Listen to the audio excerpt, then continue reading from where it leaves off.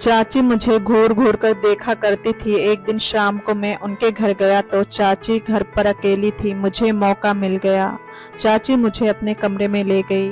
हम 1 घंटे तक लगातार। मेरा नाम संतोष है। मैं उत्तर प्रदेश का रहने वाला हूँ। आज मैं आपको अपनी जिंदगी में एक सच्ची घटना के बारे में बताने जा रहा हूँ। ये बात उन दिनों की है जब मैं कॉलेज के 2nd ईयर में था। मेरे पड़ोस में चाची रहती थी। चाची विधवा थी। उनके पति की मौत एक कार एक्सीडेंट में हो गई थी। उनकी एक बेटी नेहा और एक बेटा था। उनका बेटा दिल्ली में काम करता था। चाची और उनकी बेटी अकेले ही रहते थे। वह मुझे अक्सर शाम को घर पर नेहा को पढ़ाने के लिए बुला लेती थी। नेहा 10वीं क्लास में थी और वह बहुत ही खूबसूरत थी। मेरी नज़र हमेशा नेहा पर टिकी रहती थी। उसकी खिलखिलाती हंसी, उसकी खूबसूरती मुझे भा गई थी। मैं उसकी पहली पसंद बनना चाहता था। एक दिन ऐसे ही मैं उसको पढ़ाने के लिए गया हुआ था। गलती से मेरा मोबाइल उन्हीं के घर पर छूट गया। मैं अपने घर आ गया था। कुछ देर बाद मेरी माँ के फ़ोन पर चाची का फ़ोन आया।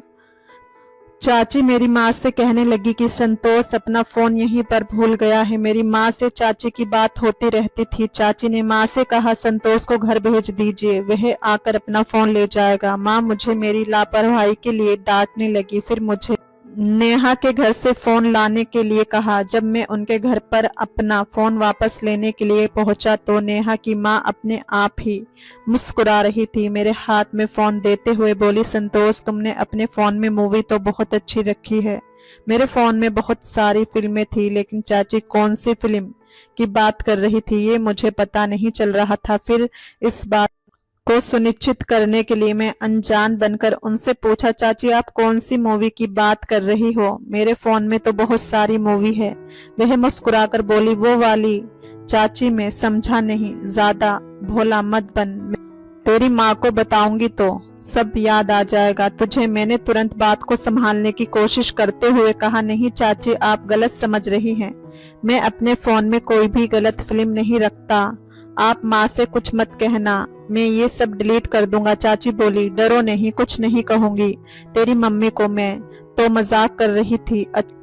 अच्छा ये बताओ तुम्हारी कोई गर्लफ्रेंड है? मैंने कहा, नहीं चाची अभी तक तो कोई नहीं। आप मोबाइल दे दो। मेरा मोबाइल मेरे हाथ में देते हुए बोली, फोन में लॉक लगा कर रखो। मैंने कहा ठीक है चाची। फिर मैं अपना मोबाइल लेकर घर आ गया। रात का खाना खाने के बाद सोने लगा तो नींद नहीं आ रही थी। मेरे दिमाग में मैं चाची की बातें ही घूम रही थी। उस दिन के बाद से चाची ने मुझे घूरना शुरू कर दिया। कभी छत पर तो कभी गली में, कभी अपने घर बहाने से बुलाती, कभी मुझे छूने की कोशिश करती। ऐसे ही एक दिन जब मैं शाम को उनके घर नेहा को पढ़ाने आया तो मैंने देखा कि चाची अकेली थी। मैंने पूछा, चाची नेहा कहाँ है? चाची बोली, वो अपने मामा के यहाँ चली गई। मैं हैरानी से पूछा, कब? चाची बोली, आज सुबह ही तो निकली है। रात में उसके मामा आ गए थे, उसका भी मन कर गया और सुबह में उनके साथ ही निकल गई। मैंने कहा ठीक है चाची, जब वह है ही नहीं तो फिर मैं जाऊं? वह बोली, आ ही गए हो तो बैठ जाओ, चाय बनाऊंगी, तुम भी पी लेना 1 कप मेरे साथ। मैं बोला ओके। वह चाय बनाने चली गई और मैं टीवी देखने लगा। चाची घर में अकेली थी तो मैंने सोच लिया कि यहाँ ज्यादा रुकने में कोई फायदा नहीं है। फिर चाची चाय बनाकर लाई। जब वह मुझे कप पकड़ाने लगी तो उन्होंने मेरे हाथ भी पकड़ लिया। वह बोली, बहुत मुलायम हाथ है तुम्हारा, तुम तो मर्द हो, मर्दों का हाथ तो एकदम कड़क होता है। उनकी ऐसी बातें सुनकर मैं थोड़ा घबराने लगा और मुस्कुराकर मेरे साथ बैठ गई। मेरे पास बैठकर बोली, आज मुझे बाजार जाना है, क्या तुम मेरे साथ चलोगे? मैंने कहा, चाची मुझे कुछ काम है इसलिए मुझे अभी घर जाना होगा। वह बोली, कोई बात नहीं, जो काम है वह कर लो, जब फ्री हो जाओगे तो आ जाना। मैंने कहा ठीक है। मैंने अपना चाय का कप टेबल पर रखा और मैं खड़ा हो गया। अच्छा तो चाची ठीक है, मैं चलता हूँ, जब मुझे टाइम मिलेगा तो मैं आ जाऊंगा। मैं बहाना करके वहां से रफू चक्कर हो गया। अपने घर जाकर चाची के बारे में सोचने लगा, आखिर चाची मुझसे चाहती क्या है? इस तरह की हरकतें मेरे साथ आखिर क्यों कर रही है? मैं तो उनके बेटे जैसा हूँ। फिर मैंने सोचा, अरे संतोष, कहीं तुझे कोई गलत फहमी तो नहीं हुई? वह तो मुझसे सिर्फ अच्छी अच्छे से बात करती है। मैं पता नहीं क्या गलत मतलब निकाल रहा हूँ। मैं कश्मकश में था कि अचानक मेरे कमरे में माँ आई और मुझे बाजार के लिए कोई काम बता दिया। कहने लगी, घर का कुछ सामान खत्म हो रहा है, जल्दी से तुम बाजार से मुझे सामान लाकर दे दो। मैंने कहा, ठीक है माँ, मैं अभी जाता हूँ। अचानक ही चाची का फोन माँ के मोबाइल पर आ गया। चाची कहने लगी, मुझे बाजार में कुछ काम है, क्या आप संतोष को भेज सकती हो? इतने में ही माँ बोली, हाँ संतोष बाजार ही तो जा रहा है, तुम चाहो तो उसके साथ चली जाओ। चाची और माँ की बातें सुनकर मेरा तो सर चकराने लगा। मैं चाची के साथ जाना नहीं चाहता था, लेकिन माँ के कहने पर मुझे मजबूरन जाना पड़ा। मैं अपनी बाइक लेकर चाची के गेट पर गया। चाची पहले से ही तैयार खड़ी थी। वह मुझे देखकर मुस्कुरा रही थी। मैं भी उन्हें देखकर झूठी हंसी हंसने लगा। मैं बाइक स्टार्ट किया और चाची मेरे पीछे बैठ गई। जैसे ही बाइक घर से थोड़ा दूर पहुंची, चाची मुझसे चिपकने की कोशिश करने लगी। मैं बोला, चाची आप ठीक से बैठें। वो बोली, मुझे बाइक पर बहुत डर लगता है, इसलिए तुम्हें कसकर पकड़ रखा है। उनकी बात सुनकर मैं खामोश हो गया। पूरे रास्ते वह मुझे से इसी तरह चिपक कर बैठी रही। मैं बहुत अनकंफर्टेबल महसूस कर रहा था, लेकिन मैं कर भी क्या सकता था। थोड़ी ही देर में हम मार्केट पहुंच गए। मैंने कहा, चाची आपको जो भी सामान लेना है ले लो, मैं भी अपनी शॉपिंग कर लेता हूँ। जब आप सामान खरीद लो तो मुझे कॉल करके बुला लेना, मैं आ जाऊंगा। वह बोली, ज्यादा कुछ नहीं चाहिए, थोड़ा सा ही सामान है, तुम जाओ मत, मेरे साथ ही रहो। मुझे मजबूरन उनके साथ रुकना पड़ा। वह एक कपड़े की दुकान पर गई और वहां से नाइटी खरीदने लगी और बार बार अपने ऊपर लगाकर दिखाती और मुझसे पूछती, देखो संतोष, ये मुझ पर कैसी लग रही है। मैंने कहा, चाची मुझे इस बारे में कोई नॉलेज नहीं है, आपको जो अच्छी लगे ले लो। वह कहने लगी, क्यों, जब तुम्हारी शादी होगी तो अपनी बीवी के लिए नहीं लाओगे? मैं उनकी बातों को सुनकर खामोश हो गया। फिर उन्होंने रेड कलर की नाइटी पसंद की और उसे खरीद ली। मैंने कहा, चाची चाचा तो अब नहीं रहे, फिर आप ये पहनकर किसको दिखाओगी? वह बोली, चाचा नहीं है तो क्या हुआ, मेरा क्या दिल नहीं है? मैं उनकी ये बात सुनकर थोड़ा मायूस हो गया और अपने आप को कोसने लगा। थोड़ी ही देर में मैंने अपने घर का सामान भी खरीदा और मैं चाची को लेकर घर आ गया। शाम शाम हो चुकी थी। माँ ने शाम का खाना भी तैयार कर लिया था। मैं खाना खाया और अपने कमरे में चला गया। अचानक चाची का फोन आया और वह बोली, संतोष क्या तुम घर आ सकते हो? मैंने बहाना बनाया, चाची मैं अभी खाना नहीं खाया हूँ और मैं अभी बहुत थका हुआ हूँ, मुझे बहुत नींद आ रही है, अगर कोई जरूरी काम नहीं है तो मैं कल आ जाऊंगा। वह बोली, कोई बात नहीं, तुम थक गए हो, आराम कर लो, कल आ जाना। मैं लेटते हुए चाची की बेटी नेहा के बारे में सोचने लगा। वह मुझे बहुत पसंद थी, शायद मैं उससे प्यार करने लगा था। मैं अपने मन ही मन में सोचने लगा कि नेहा जब अपने मामा के घर से आएगी तो मैं उससे सब कुछ बता दूंगा कि मैं उसे कितना प्यार करता हूँ। पता नहीं उसका जवाब क्या होगा। ये सोचते सोचते मुझे नींद आ गई और मैं सो गया। सुबह जब मैं उठा तो मैं अपने मोबाइल में चाची का गुड मॉर्निंग वाला मैसेज देखा।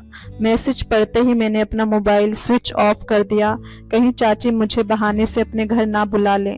मैं चाची से बहुत ज्यादा कतराने लगा था। मैं अपने बिस्तर से उठकर बाथरूम में नहाने चला गया। नहाने के बाद मैं तैयार होकर दोस्तों से मिलने का प्लान करने लगा। जैसे ही अपने दोस्त को फोन करने के लिए मोबाइल ऑन किया, चाची का 10 से 12 मिस कॉल था। मैं जल्दी से अपने दोस्त को फोन किया और फिर से दोबारा फोन ऑफ करके अपनी जेब में डाल दिया। मैं अपने दोस्त के साथ सिनेमा हॉल फिल्म देखने चला गया।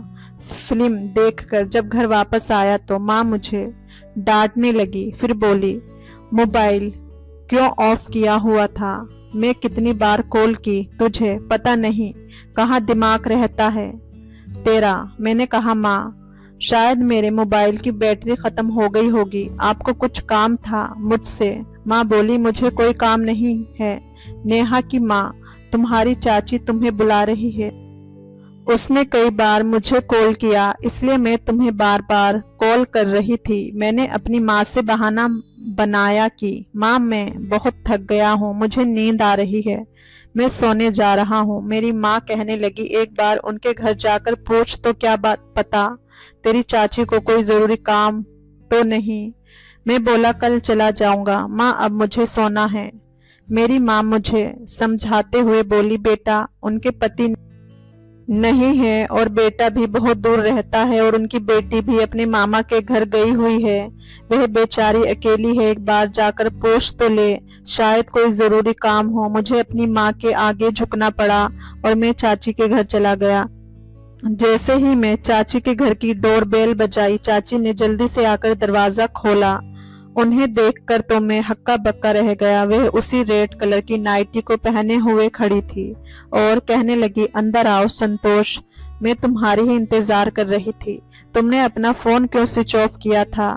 मैं बोला, चाची मेरे मोबाइल की बैटरी खत्म हो गई थी। उन्होंने मुझे बैठने को कहा और मैं सोफे पर बैठते हुए बोला, चाची आपको कोई जरूरी काम था मुझसे? वह बोली, नहीं मुझे तो कोई काम नहीं है, बस मैं थोड़ी बोर हो रही थी इसलिए तुम्हें बुला रही थी। मैं बोला, अगर आप बोर हो रही थी तो मेरी माँ को बुला लेती, मेरा क्या काम आपके पास? वह बोली, क्या तुम मेरे साथ एक कप चाय नहीं पी सकते?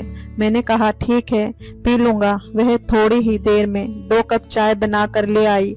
मैं चाय का कप उठाकर धीरे धीरे अपनी चाय खत्म की। चाय पीने के बाद मुझे अजीब सा नशा होने लगा और मैं गहरी नींद में चला गया। कुछ देर बाद जब मैं नींद से जागा तो चाची बाथरूम से नहाकर निकल रही थी। मुझे बहुत अजीब सा महसूस हो रहा था और मेरा पूरा बदन टूट रहा था। मैं बोला, चाची मैं कब से सोया हुआ हूँ। उन्होंने कहा, तुम्हें 3 घंटे हो गए। मैं बोला, तो फिर आपने मुझे उठाया क्यों नहीं? वह कहने लगी, तुम सोते हुए बहुत अच्छे लगते हो, इसलिए मैंने जगाना ठीक नहीं समझा। चाची मेरे पास आकर बैठ गई और मेरा हाथ पकड़कर बोली कि संतोष तुम मुझे बहुत पसंद हो। मैं उनका हाथ झटक दिया और उठकर खड़ा हो गया। मैं गुस्से में उनसे बोला, चाची आप ये सब क्या बकवास कर रही हो? वह बोली, बकवास नहीं है, मैं सच में तुम्हें बहुत पसंद करती हूँ। मैंने कहा, चाची आप हद से ज्यादा बढ़ रही हैं। आप मेरी माँ के समान हैं, आप ऐसा सोच भी कैसे सकती हैं? इतना कहकर मैं गुस्से से अपने घर वापस आ गया और अपने कमरे में जाकर लेट गया। मेरा पूरा बदन दुख रहा था, मैं समझ नहीं पा रहा था आखिर मेरे साथ हुआ क्या। मेरी माँ कमरे में आई और मुझसे कहने लगी, इतनी देर क्यों लगाई तूने? मैं कब से तेरा इंतजार कर रही थी। पहले तो चाची के घर जाने का नाम नहीं ले रहा था और जब गया तो वहीं बस गया। चल जल्दी से खाना खा ले। मैंने माँ से कहा, माँ मुझे भूख नहीं है। मेरी भूख और प्यास सब उड़ चुकी थी। मैं बिना खाना खाए ही रात को सो गया। सुबह को जब मैं उठा तो मोबाइल में चाची का मैसेज आया हुआ था। उस मैसेज को देखकर जी तो चाह रहा था कि अपने फोन को ही तोड़ दूं। अचानक माँ की आवाज आई, कहा, चल जल्दी नाश्ता कर ले, तूने रात को भी कुछ नहीं खाया। मैंने कहा, माँ मुझे भूख नहीं है, जब भूख लगेगी तो खा लूंगा। इतना कहकर मेरी माँ वापस चली गई। चाची ने मेरे फोन पर एक फोटो भेजा जिसमें मैं और चाची थे। फिर उन्होंने फोन किया और कहने लगी, अगर 10 मिनट में तुम मेरे घर नहीं आए तो ये फोटो मैं तुम्हारी माँ को भेज दूंगी। मैं बुरी तरह कांपने लगा। मुझे मजबूरन चाची के घर जाना पड़ा। मैं चाची से कहा, चाची आपने कल मुझे क्या खिलाया था चाय में मिलाकर? वह कहने लगी, कुछ भी तो नहीं। मैंने कहा, तो फिर ये फोटो आपने कब ली थी? वह हंसने लगी और कहने लगी, जैसा मैं कहूंगी अब तुम वैसा ही करोगे। अगर मेरी बात नहीं मानी तो मैं ये फोटो तुम्हारी माँ को दिखा दूंगी। मैं बोला, चाची आप मुझे ब्लैकमेल कर रही हो। वह बोली, तुम्हें जो समझना है समझो, तुम तो मेरी फीलिंग को समझ नहीं रहे थे, लेकिन अब तुम वही करोगे जो मैं कहूंगी। मैंने कहा, कभी नहीं, आपको जो करना है वह करो, मैं तुम्हारी बात नहीं मानूंगा। मैं तुम्हारी हरकत के बारे में तुम्हारी बेटी नेहा को बताऊंगा। इतना कहकर मैं अपने घर आ गया। अगले दिन नेहा भी अपने मामा के घर से आ गई थी। मैंने सब कुछ नेहा को सच सच बताने का फैसला कर लिया। मैं जानता था कि अगर उसने मेरी बात पर यकीन नहीं किया तो वह मुझसे जिंदगी भर नफरत करेगी, लेकिन मैं नेहा से बहुत प्यार करता था और मैं उसे उसकी माँ का असली चेहरा दिखाना चाहता था। मैंने नेहा को फोन किया और उसे मिलने के लिए एक पार्क में बुलाया। थोड़ी ही देर में वह आ गई। उसके आते ही मैंने उसे सब कुछ सच सच बता दिया और फिर उसे वह फोटो भी दिखाई जो उसकी माँ ने मेरे साथ खींची थी। पहले तो नेहा मेरी बात पर यकीन नहीं किया, लेकिन जब फोटो ध्यान से देखा तो उसमें मैं बेहोशी के हाल में पड़ा हुआ था। वह समझ गई कि शायद यह उसकी माँ की करतूत है। वह कहने लगी, संतोष मैं बहुत शर्मिंदा हूँ अपनी माँ की इस हरकत की वजह से। मैं आपसे माफी मांगती हूँ। मैंने कहा, माफी मांगने की जरूरत नहीं है, तुमने मेरी बात का यकीन किया, वही मेरे लिए सब कुछ है। इतना सुनकर वह जाने लगी। मैंने जल्दी से उसका हाथ पकड़ा और उसे रोक लिया। मैंने उससे कहा, नेहा मैं तुमसे बहुत प्यार करता हूँ। वह थोड़ी शर्माई और फिर मुझसे कहने लगी, मैं भी तुमसे बहुत प्यार करती हूँ, लेकिन कहने से डरती थी। उसके बाद नेहा बोली, हमें जल्दी ही शादी कर लेनी चाहिए, क्योंकि अब मैं अपनी माँ के साथ और ज्यादा नहीं रह सकती। मुझे उस औरत से नफरत हो गई है। इतना सुनकर मैं नेहा को अपने गले से लगा लिया और फिर हमने जल्द ही शादी कर ली। दोस्तों, कहानी आपको जरा भी पसंद आई हो तो लाइक, शेयर और चैनल को सब्सक्राइब जरूर से कर लीजिए। फिर मिलेंगे एक नई और कहानी में। मेरा नाम रानी है और ये मेरी दूसरी शादी है। मेरे पहले पति ने मुझे तलाक दे दिया था। तब मेरी उम्र बहुत कम थी। उस समय मेरी उम्र सिर्फ 22 साल थी। तब मेरे माता पिता ने मेरी दूसरी शादी 30 साल के आदमी से करा दी थी, क्योंकि मेरे लिए दूसरा वर मिलना मुश्किल था। मेरे पति मुझसे उम्र में बहुत बड़े हैं और अक्सर काम में व्यस्त रहते हैं। जब वो घर आते तो तबीयत का बोल के जल्दी सो जाते हैं। उनके होने के बावजूद मुझे वह सुख नहीं मिल रहा था जिसकी मैं हकदार थी। मैं रात भर उनके प्यार के लिए तड़पती रहती थी, लेकिन मेरे पति मुझे वह खुशी नहीं दे पा रहे थे। मेरे पास पैसों की कोई कमी नहीं थी। हमारे घर में सारी सुख सुविधाएं थी, लेकिन मुझे पति का प्यार नहीं मिल रहा था।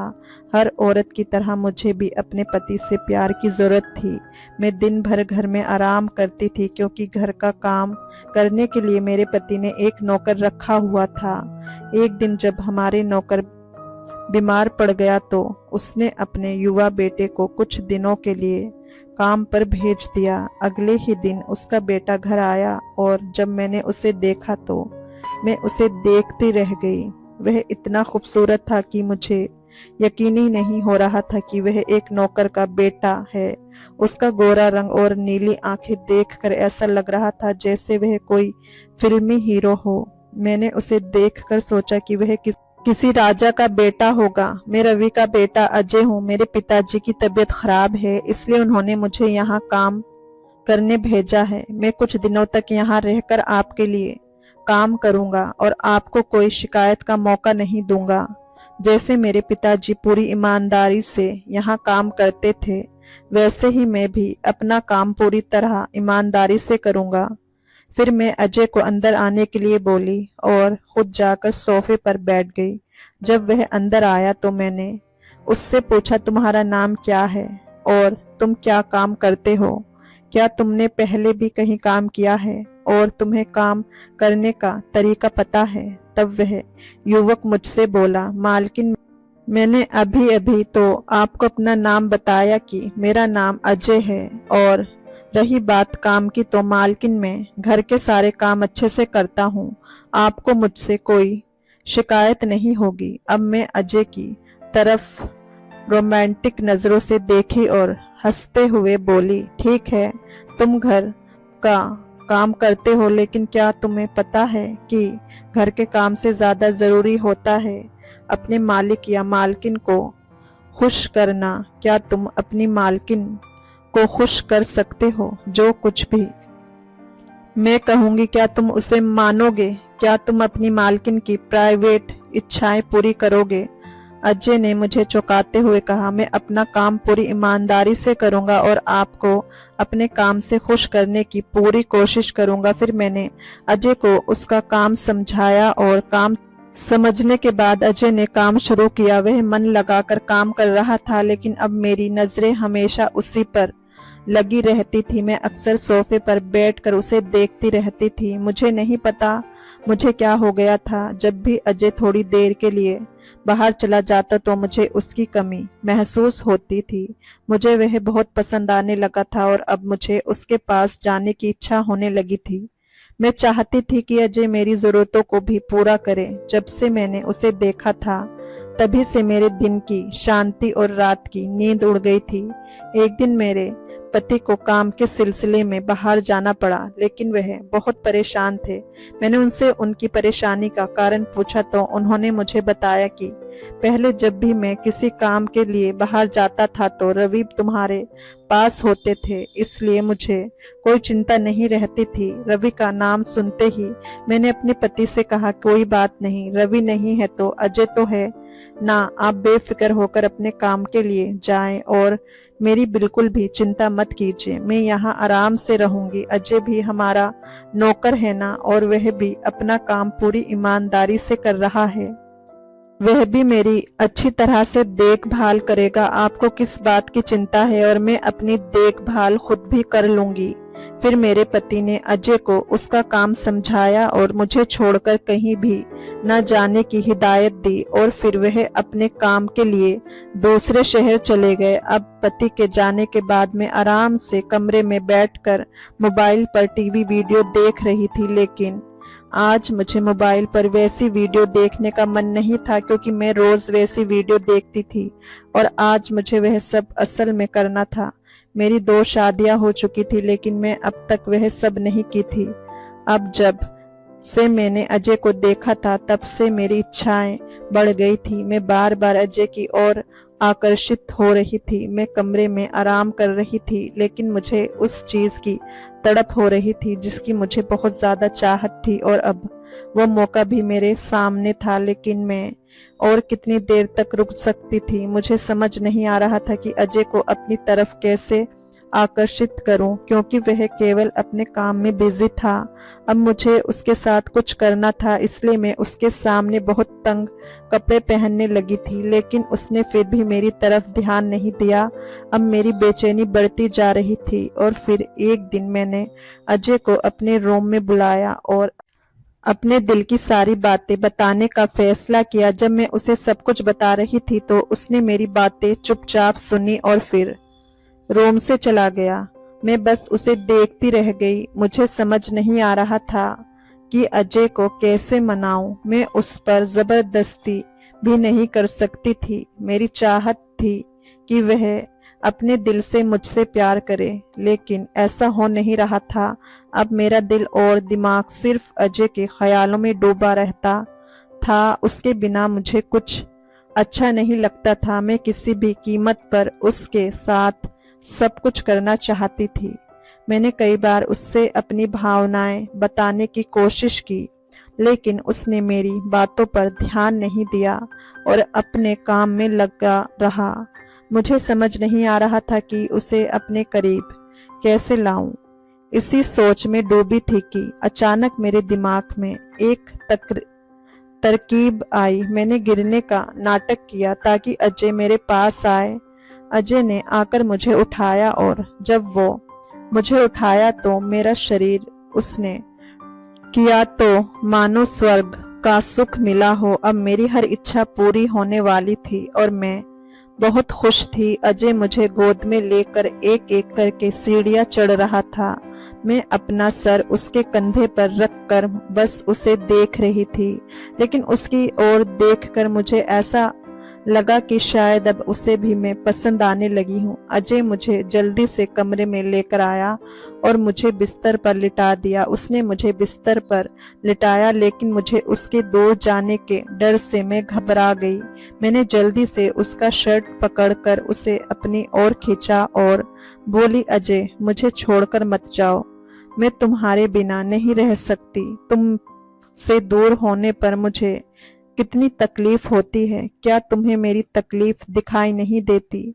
लेकिन इस बार भी उसने मेरी बातों पर कोई ध्यान नहीं दिया। वह बस इतना बोला, मालकिन आप आराम करो, मैं अभी डॉक्टर को बुलाता हूँ। ये कहकर वह कमरे से बाहर चला गया।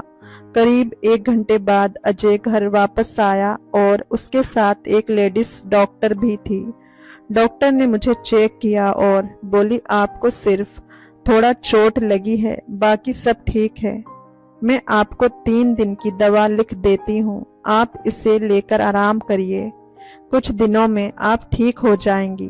डॉक्टर ने मुझे दवाइयाँ दी और चली गई। उसके बाद मैं अजय से पूछी, ये डॉक्टर लड़की कौन है? तब अजय ने कहा, मालकिन ये मेरी पत्नी है और ये आपकी बहुत अच्छी तरह से देखभाल करेगी, आपको किसी भी प्रकार की तकलीफ नहीं होगी, आप बस आराम करिए। फिर उसने अपनी पत्नी से कहा, मालकिन की अच्छी तरह से देखभाल करना, उन्हें चलने में तकलीफ है, उन्हें बाथरूम में ले जाने में मदद करना और उनका हर काम करना। मैं आश्चर्य से अजय को देख रही थी। फिर अजय मुझसे कहने लगा, मालकिन इस घर में ना तो मालिक हैं और ना ही कोई महिला, आपकी देखभाल करने के लिए कोई नहीं था, इसलिए मैंने अपनी पत्नी को यहाँ बुलाया ताकि वह आपकी देखभाल कर सके।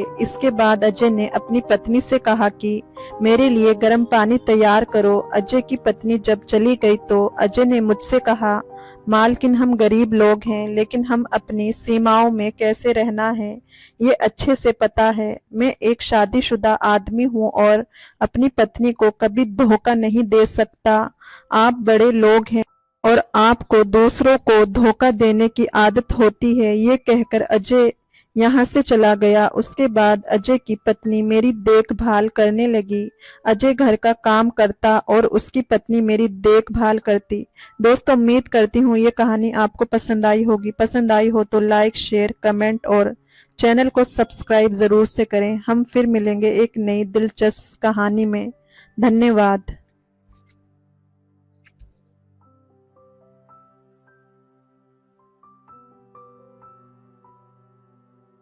जब मैं 15 साल की थी और मेरा 19 साल का सौतेला भाई मेरे साथ ही सोता था और रोज रात को मुझे कोई चीज चुभती थी। उस वक्त मैं नादान थी, लेकिन एक दिन मैं परेशान होकर उस चुभती चीज को पकड़ लिया तो मेरे भाई ने मेरे मुंह पर हाथ रख दिया और मेरे साथ जो किया, मेरी चीखें निकल गई। मेरा नाम सिमरन है और मैं एक हॉस्पिटल में काम करती हूँ। मैं अब 24 साल की हो चुकी हूँ और बचपन में हुए एक घटना से मेरी जिंदगी पूरी तरीके से बदल चुकी है। हॉस्पिटल में मेरी नाइट ड्यूटी लगी हुई है। मैं शाम 7 बजे काम पर आ जाती हूँ और सुबह के 7 बजे घर चली जाती हूँ। एक दिन हॉस्पिटल में एक पेशेंट आया जिसकी देख रेख की जिम्मेदारी मुझे दी गई। जब मैं उस पेशेंट के पास गई तो उसे देखकर मेरी आंखें फटी की फटी रह गई। डर के मारे वक्त मानो थमसा गया।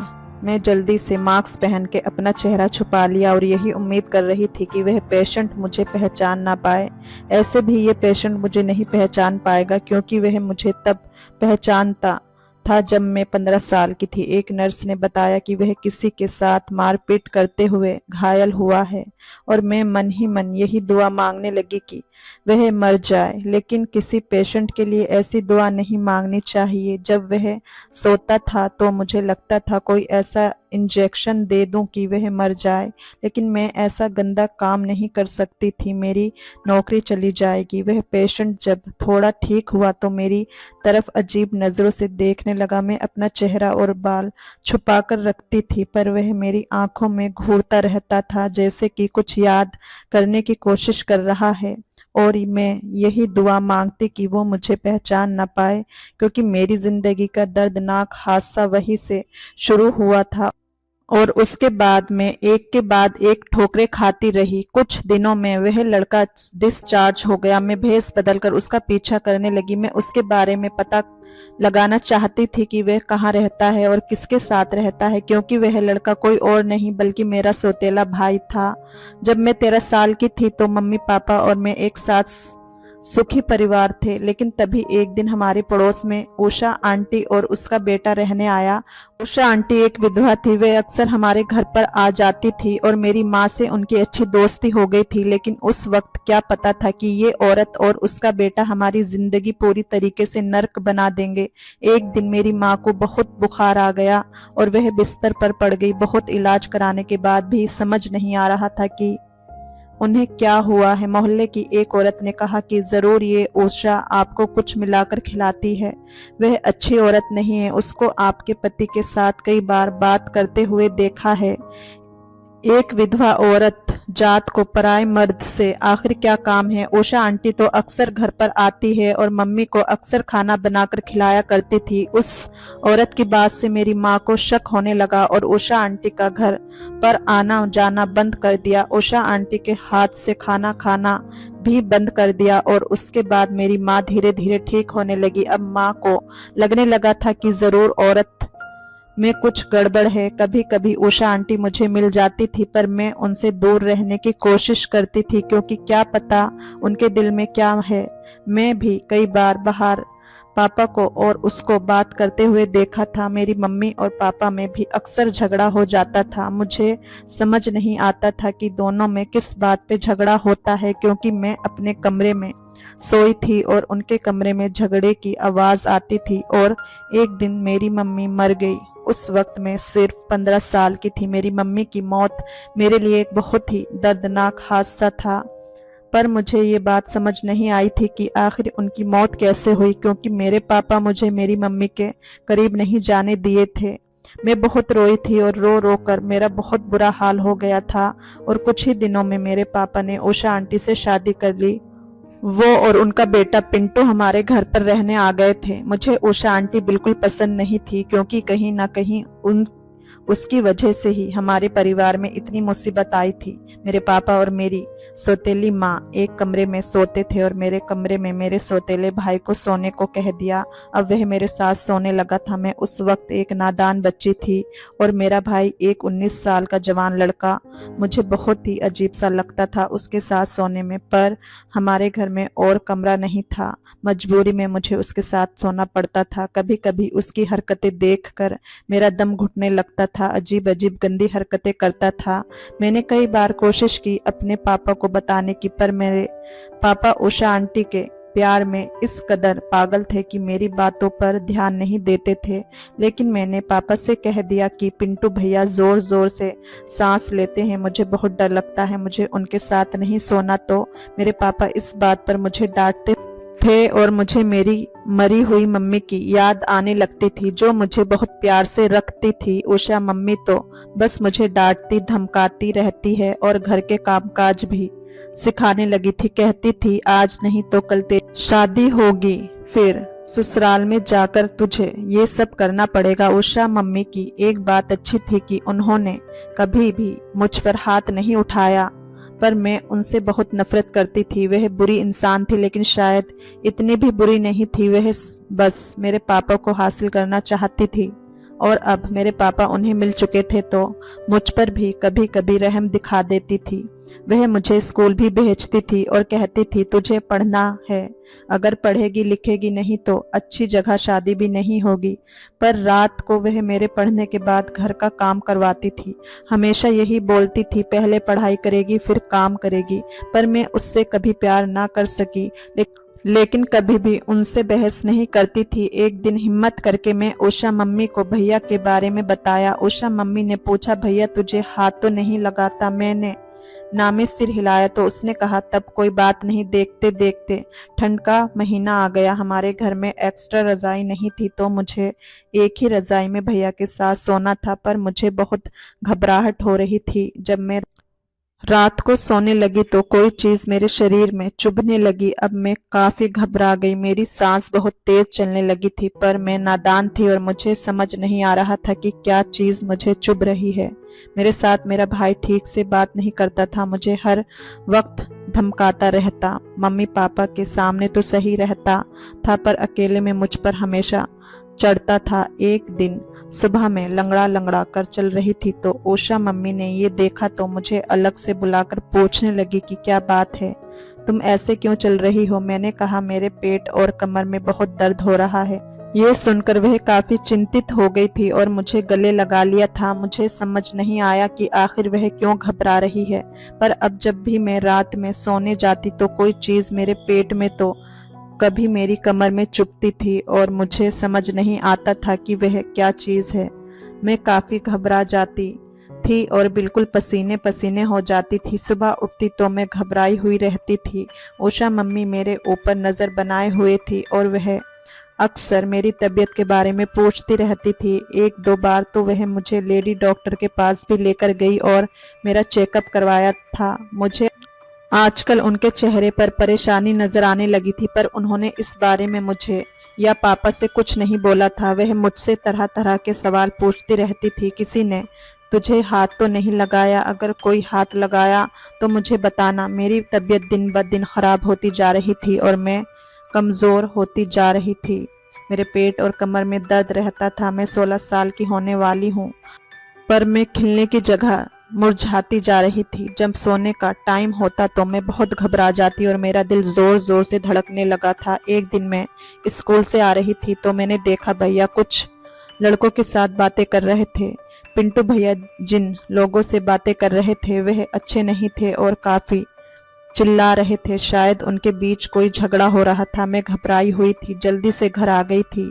ये बात मैंने मम्मी से कह दी। फिर उषा आंटी और भैया के बीच में न जाने क्या बात हुई थी कि रात को सोते टाइम भैया मुझ पर चढ़ गया और मुझे धमकाने लगा था और उसकी सांसें बहुत तेज चल रही थी और मुझे धमका रहा था कि अपने काम से काम रखा करो। मैं उस रात के बाद से भैया की शिकायत करना बंद कर दिया था, लेकिन अब मैं भैया से दूर दूर रहती थी और वह मेरी तरफ ऐसे देखता था जैसे कि मुझे खा जाएगा।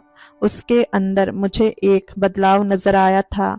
मेरे सामने वह बिल्कुल जंगली हो जाता था और मैं यही सोचती थी कि इस घर पर ऐसे मैं कैसे टिक पाऊंगी। पर एक रात मैं सो रही थी और फिर से वह चीज मेरी कमर में चुभने लगी। अब मैंने सोच लिया था कि मैं उस चीज को देखूंगी कि आखिर वह क्या चीज है। तो हिम्मत करके मैंने उस चीज को अपने हाथों से पकड़ लिया और उसे अपने पास खींचने लगी। तभी भैया लाल लाल आंखें करके मेरे ऊपर चढ़ गए और मेरा मुंह दबा लिया।